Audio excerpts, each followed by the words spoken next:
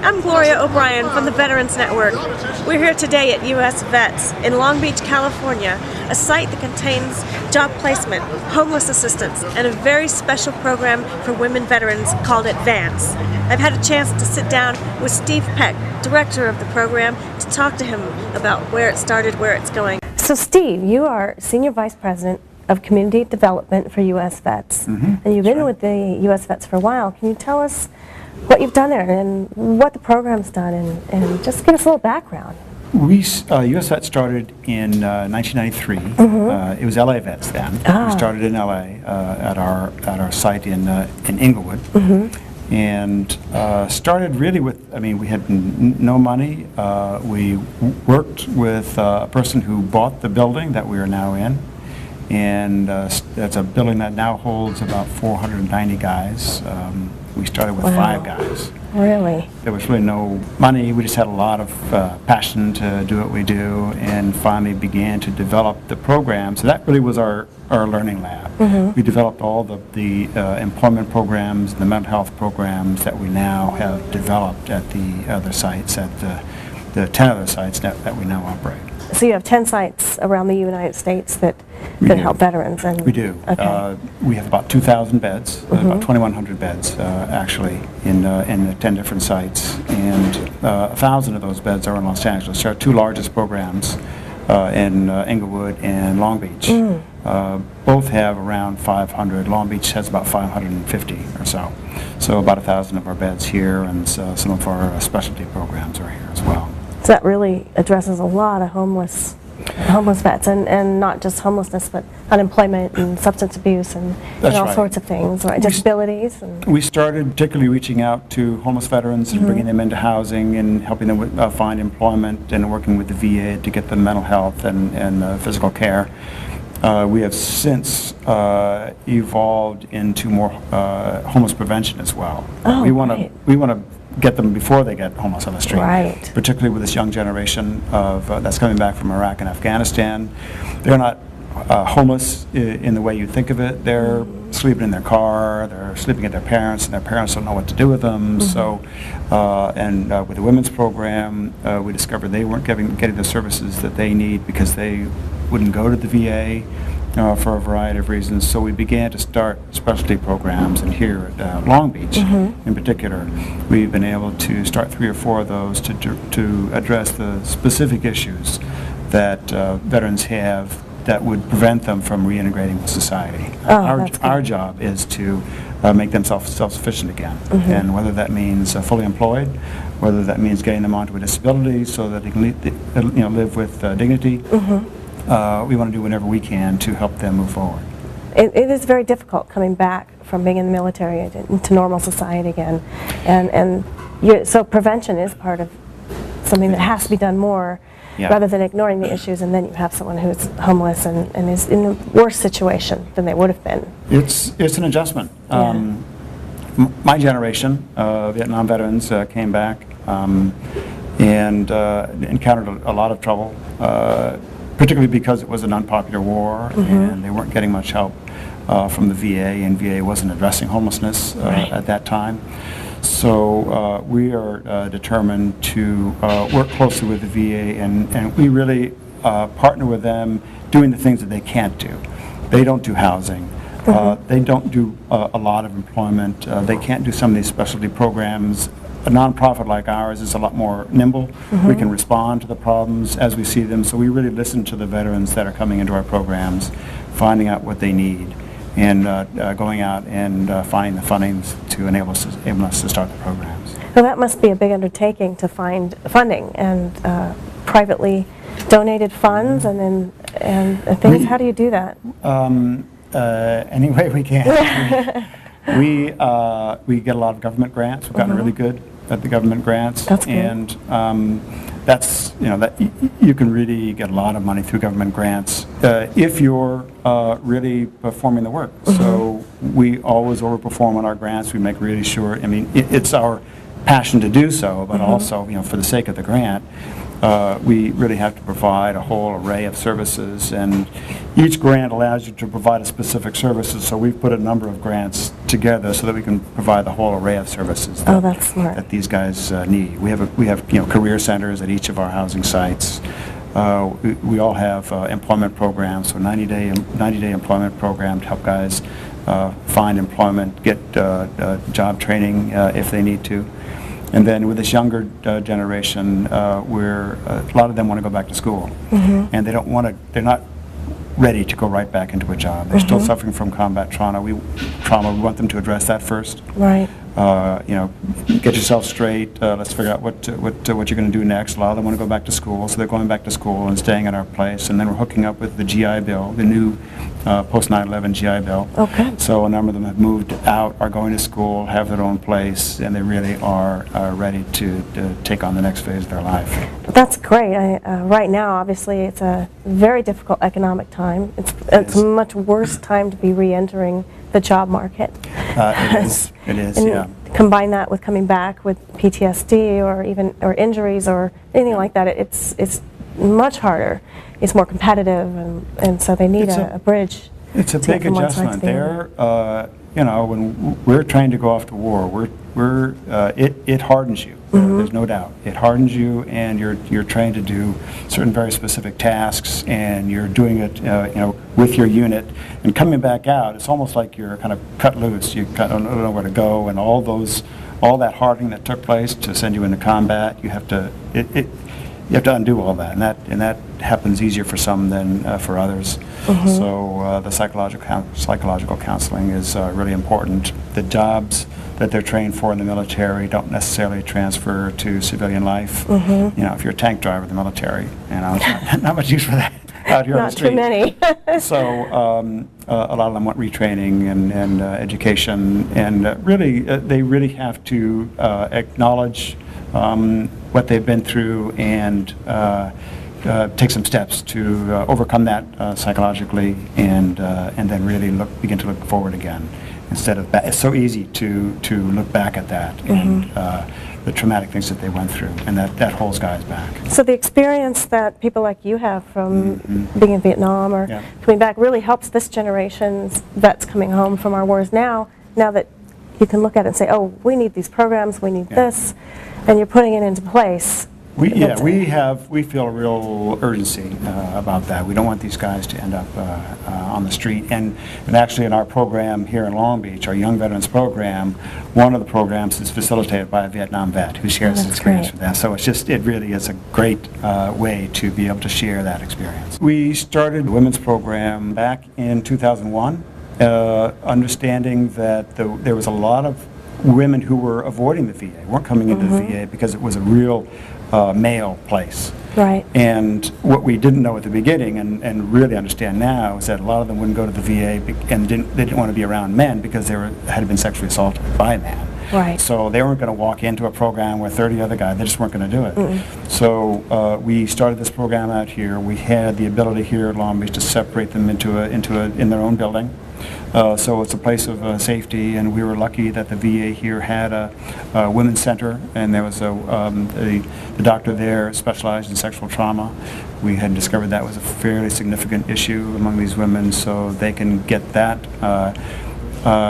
therapy while they're living here in a building only with women. Safely. They're going through the substance abuse treatment program that's here, but they sleep in the women's house. Oh, that's great. So it really gives them a sense of safety and kind of camaraderie, and we're having a lot more success than we've had, than I think any other program has had. So you've got this program here in Long Beach. Are you expanding it to your other U.S. Vets locations, and if so, when, and then what's it going to take? More funding, more facilities? What's going on with that for the women's programs? We do want to expand it. There is a need.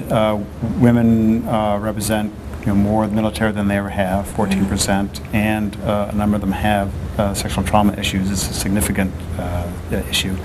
So we've begun fledgling programs in Houston and Las Vegas at the moment. And what it will take is that we'll have to apply for funding in those particular locales. We're working with someone in Houston to build a facility for them. Oh, good. But it's a 3 to 4 year process. But we've started. That's fantastic. It's really good to see so much support, and thank you for all your hard work and for supporting the women's program and also all the facilities of U.S. Vets. And My privilege. it's guys like you that are helping everybody else, and I just hope it continues to be so successful. Thank you very much. You're welcome.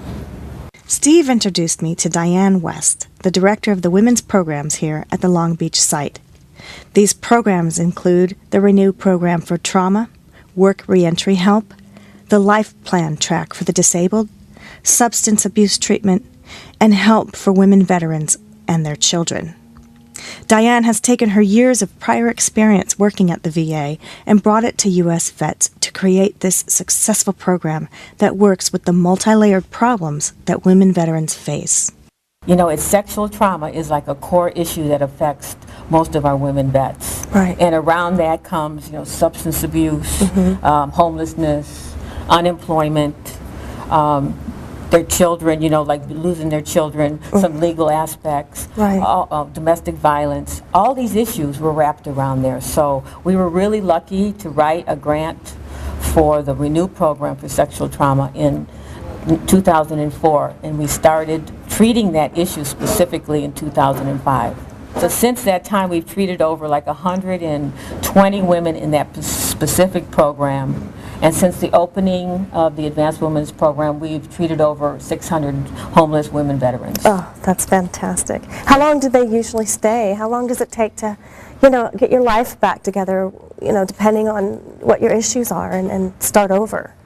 Well, what I really like about our program is we've really developed it into an individualized program. So each woman vet comes in here, we do an in-depth clinical assessment to find out what that woman veteran needs. A lot of them come in, maybe they need substance abuse treatment. So they stay in our program and live with the women while they go to the VA to get their treatment. So we have a much higher percentage of women vets coming in for treatment because they feel safer because they're with all the women. Oftentimes after that, they'll do the 12-week intensive sexual trauma program, and then they may look for a job. Some of them find that they really have, their disabilities are too big, either mentally, they have a lot of anxiety, nightmares, post-traumatic stress from their combat or sexual trauma. So we help them to get their disability. So they might stay here for 6 months to a year while they're working on getting that upgraded so they have a living wage. Oh, that's really good, because they need that to keep going and find a way to live with what they're dealing with, because it's just so much more than people realize. Right. Because it's not one thing, it's a combination. So you really don't have a date where, you only have 30 days to get it together. So you work, each person has their own issues, and you address them and you help them through it. Right. And that's a great thing. Are there other facilities around the country, or is this the only one that has the advanced program? Are there more in the works? Do you want there to be more? What can be done about this for not just California, but it's really necessary. Yeah. But first of all, sexual trauma in the military must stop. Then we wouldn't need us. We wouldn't need programs like this. And then being homeless after you get out of the military, that's got to stop. Yes. That's ridiculous. But so, I'm working on that end too. But right now we got to work on the problems that are arising because of the issues that are happening, and they continue to happen. Right. So, one of the other issues that we do work with, I don't think we mentioned, was a lot of women now. I think there's 13,100 women veterans on the streets of our nation, homeless with their children, are single right now. And that's unconscionable. We got to stop that. That is just terrible. They've given everything for our country, and we have to figure out a way to help them. It's just not right. And the women who come in our program, a lot of them have already lost their children due to, say, they had substance abuse and they were afraid to go into treatment because they thought they would lose their children, so they hid it longer.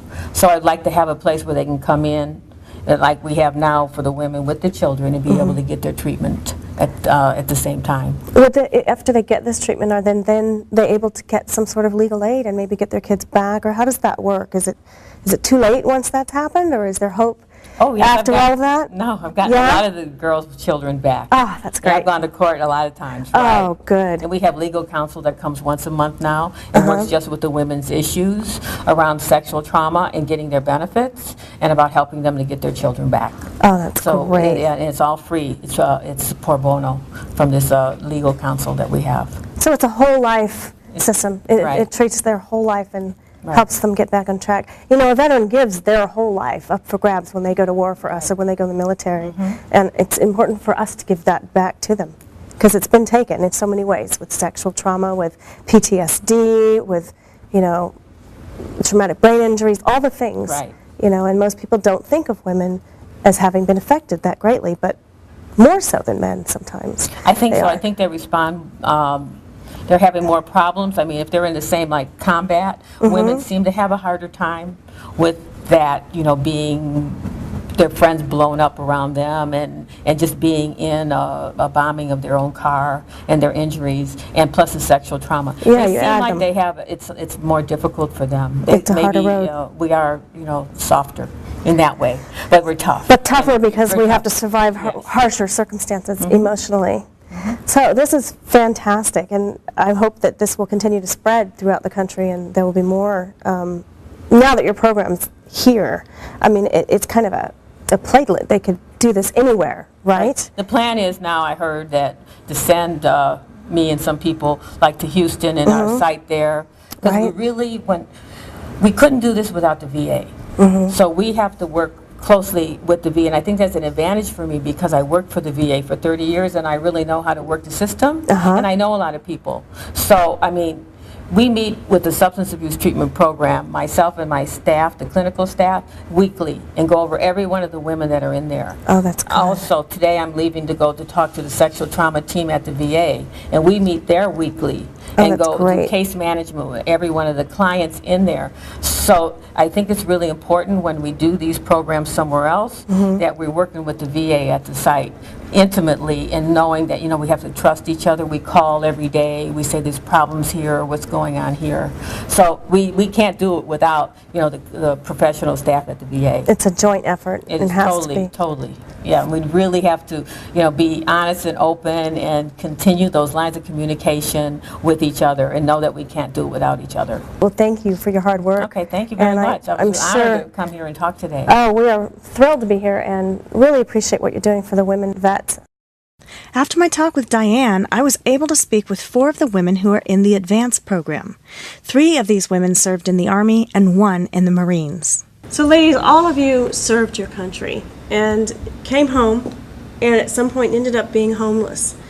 Now, what can this country do to prevent our former soldiers from going through this after you've given your life to the military, served your country? What happens and what can this country do to prevent this from happening? I think with my experience in going into a combat zone and then coming back, people that you dealt with, say the companies that you dealt with, that you told you were being deployed, they need to be made to understand that there's certain things that they shouldn't do. Because I told a couple of places that I was being deployed, and when I came back home, left and came back home, my car was repossessed, my house went into foreclosure, and the IRS to this day is keeping my taxes.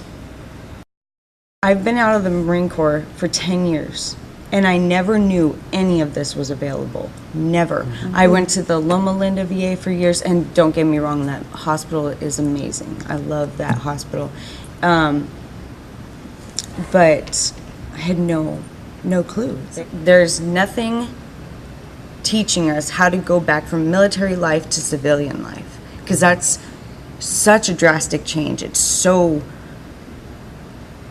unbelievably just nerve-wracking, and you're paranoid, and the PTSD thing, you're paranoid, you have nightmares, you're having flashbacks, and nobody else understands, and they think that you're crazy, and then we believe we're crazy too, and then but there is help, and it just needs to be told. When people are getting when military personnel are being separated from the military, they should be told about what's available to them. You know, because a lot of people, I know a couple of people that have come back from Iraq, and they go, and they don't go to the VA hospital because they don't even know there's anything for them. So, and they just, you know, you're separated from the military, so what's the point?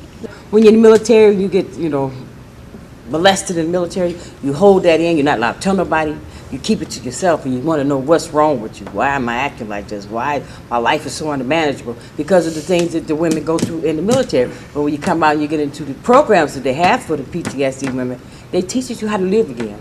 You know, and I'm so excited. You know, I'm like, I'm going to be able to. That's what I was. I'm going to be able to have my own apartment and be comfortable in it. You know, this is mine, and I have boundaries. You know, step off. You know, I'll be back in society again instead of in that little shell.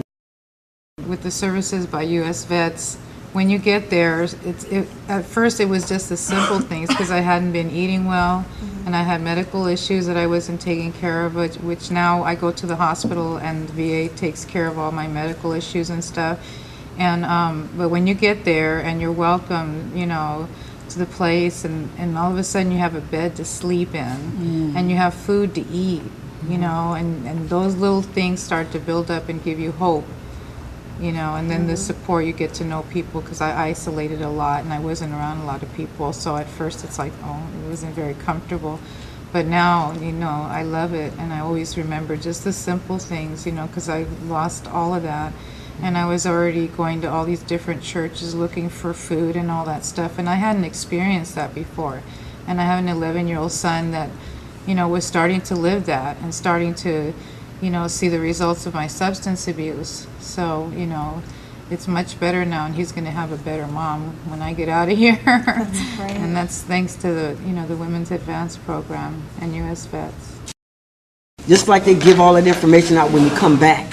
If they have that information about programs that Women's Advance have, I would have known. I wouldn't have had to wait until a crisis or till I was going through something to know about it. You know, I would have known about it from the beginning. There needs to be more information out there, Yes. and given to everyone coming out of the military right away, so it doesn't get to the point where they're, like you said, going through a crisis or already homeless or past the point of being able to deal with it themselves.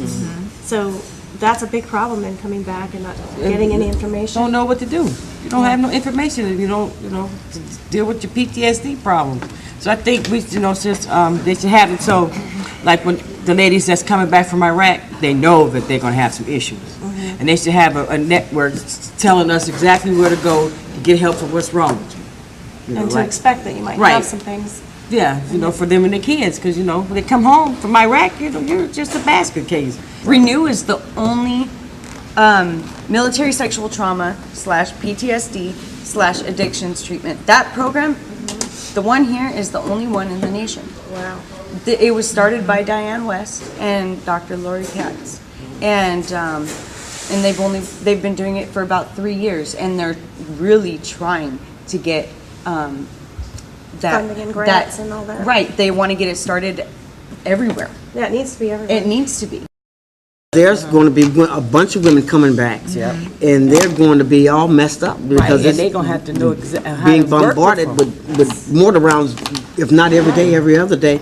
It takes a toll on you, having to be on the defensive for a year or more, you know, and they're going to need some kind of support. They're going to need Counseling. where they need to go and who they can talk to. Right.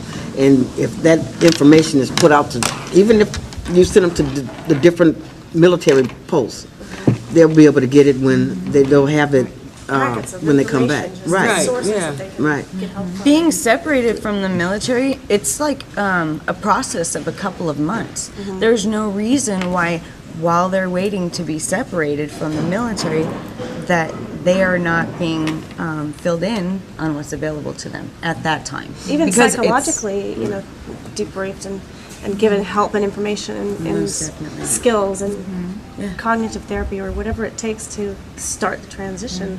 learning how to live again. I learned a lot from these 4 ladies about their experiences in the military, and I learned about their transitions to civilian life and the struggles that followed, leading them to homelessness. But most importantly, I was enlightened by their high spirits and optimism that they've built as residents here at U.S. Vets. Hope, friendship, and healing. And Marine Corps. And Army. You guys rock. Anytime.